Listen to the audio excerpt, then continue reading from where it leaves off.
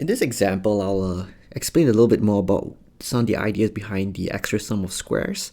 So in this example, we'll look at a data set where we're looking at the amount of body fat as the response variable and two predictors, one being the thickness of the skin fold on the triceps and the other one being the thigh circumference. So I'm going to fit two different models, and I'm going to just talk about why this matters, the order in which you enter the predictors in R. Right? So in the first one, triceps first and then thigh, and the second model, I'm going to put the thigh first and then triceps. And so I'm going to show the ANOVA output for these two models in the next two slides. So this is the first one, right? Triceps were entered first. So this line over here, this sum of squares over here is basically, so for this one, that's the sum of squares regression for the coefficient beta 1. Right? We'll assume that beta 1 is the coefficient for triceps, beta 2 is the coefficient for thigh.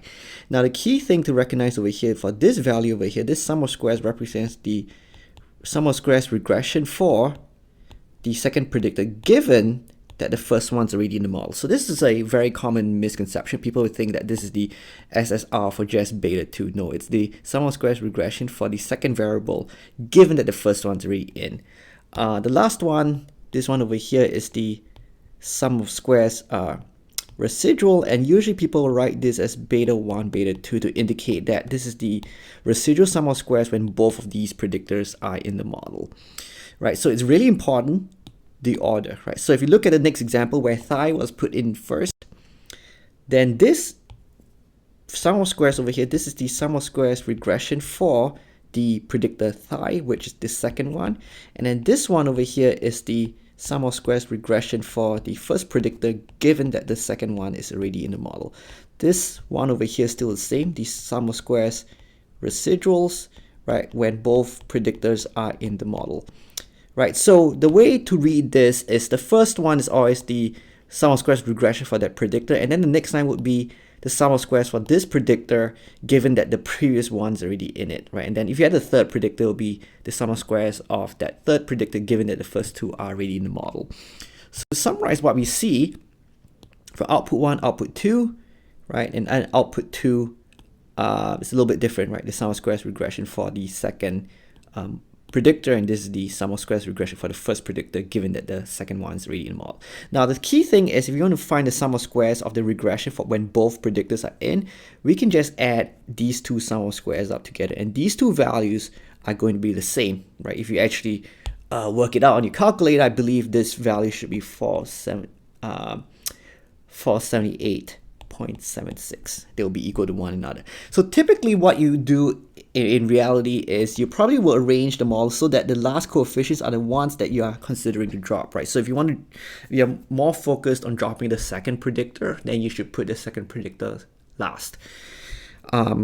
So a few things that I just want to show graphically a little bit, right, using all this information. So it turns out that if you add up all these values, right, the sum of squares regression plus the sum of squares residual, you'll get the total sum of squares, right? So if you add all these three values up with those three values, they will give you the total sum of squares, and they will all be the same, 479.44.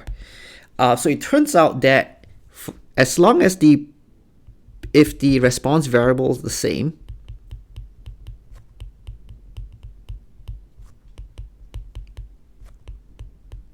right, the total sum of squares is constant. It will be the same value. So in this case, we found the total sum of squares to be 479.44, right? So graphically speaking, right, so if I was to draw a few pictures here, so this one for the first model and this one for the second model, and I'm going to represent the heights of these rectangles for the sum of squares, right? So these should be the same values for the sum of squares. So we know the total sum of squares, right, will be 479.44. The first piece of information, for model 1, we are told, right, that this could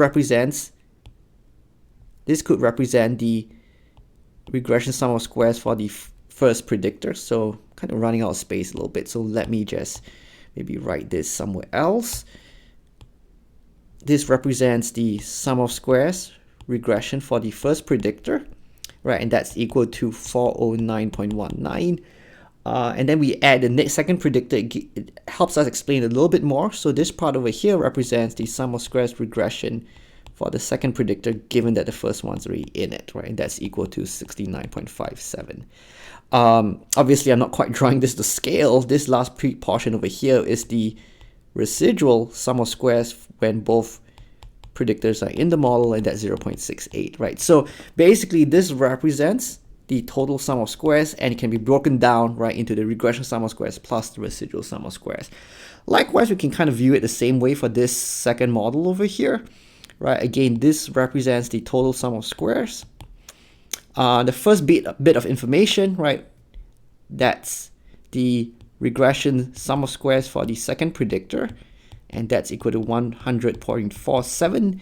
And then we have this portion over here, which represents the regression sum of squares for the first predictor, given that the second one's already in it.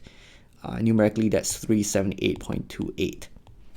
Right, and then this last portion is going to be the residual sum of squares when both are in the model, both predictors in the model is the same, right? So it's really like a decomposition of this variability, right? How you can split up the various components associated with the sum of squares.